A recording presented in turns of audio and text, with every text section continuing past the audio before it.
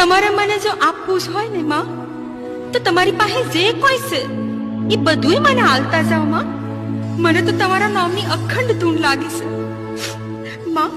તમારા નામનો અખંડ દીવો કરવા મળે, તમારા નામની આરતી કરવા મળે ને તો મને ખૂબ આનંદ થશે માં, મને ખૂબ આનંદ થશે. તથાસ્તુ.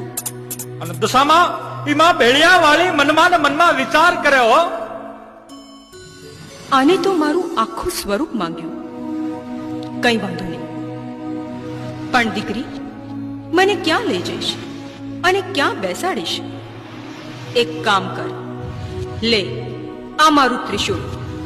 આને તું તારા ઘરે જઈ જે જગ્યાએ જમીન હોય ત્યાં રોપી પલોઠી વાળી બેસી જજે.